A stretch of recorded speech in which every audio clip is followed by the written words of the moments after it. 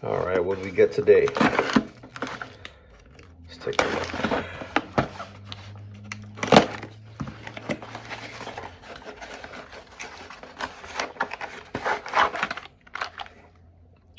Lightning hammer for the Prodigy. The only thing I don't like is that the hammer is stainless steel. I want to keep the all black look. Everything else is internal, so it doesn't matter. So what sucks is I'm gonna have to pay to get that coated if I don't like the way it looks, which I probably won't.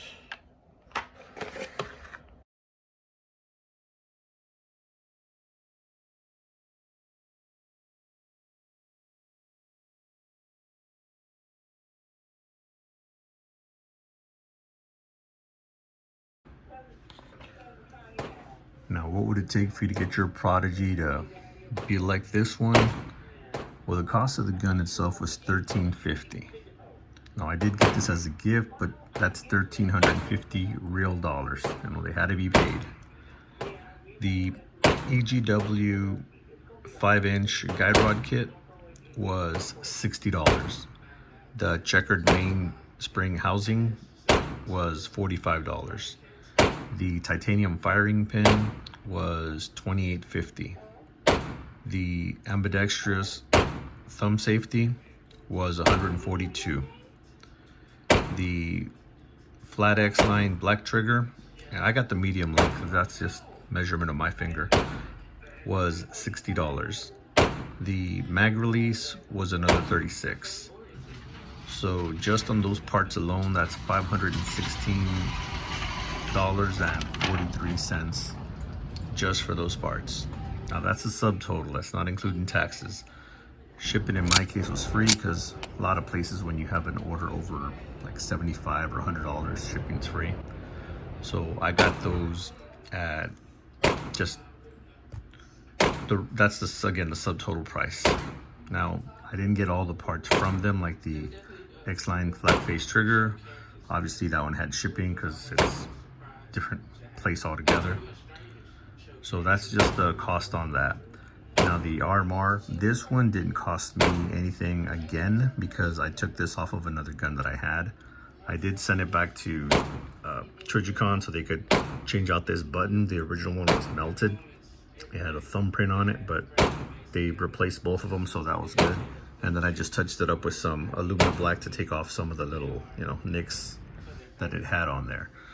So if you do want to purchase one, you're looking at anywhere between $450 to $500 for the RMR. That's the 06 model, which is the adjustable one. So that, of course, increased the overall cost. So that would be you're looking at about $2,000, because some of those people that say, oh, get a staccato, they're nice if you like them.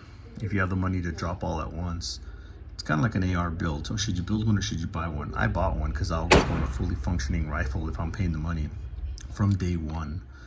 When you're building it, you have parts. Something happens, what are you gonna do? Bust out all your parts and tell them, get back in 2 months, 3 months, I'll have an AR to shoot you with. It's not gonna work. So I ended up just getting it, and little by little, you can just swap out parts. You have an extra $100 from your paycheck, swap out that part. Keep it, going. At the end of the year, you have a nice built AR. Same thing with this. You can get this gun for just over $1,000 and slowly build it up. Versus a staccato, you're starting already at that price. If you have it, great. That's an option you have. Buy it. Buy 2 of them if you want, or buy a nice Nighthawk or something. But if you don't, just get these budget ones and slowly build it up. People who say they're not as good, you're right, and a lot of times they're actually better because now you have a nice tuned gun versus having just a basic gun that, although it's good quality and has nice crisp triggers and all that, it's still not going to be as good as something you can customize. Plus you're buying actual legit original internal parts. You're not getting the factory originals and just kind of polishing them up, which is also a good idea. People hate on MIM parts. Hey, if they don't break, leave them until they do. Unless it's a home defense gun or something, or an EDC. If it's a range toy like most of these are, just use them polish them up, get it, you know, take care of some of that DLC coating or the Cerakote, I mean, that it has. Just shave it off, smooth it out, work on the trigger, and you'll have a great gun. So there's nothing wrong with that.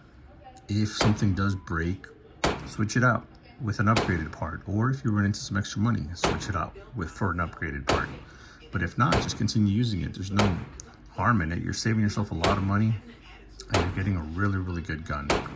So my overall experience with this gun was a little frustrating, but it had to do more with waiting. I'm an impatient person. I like to get things, I'm very impulsive. I don't want to get things at that moment.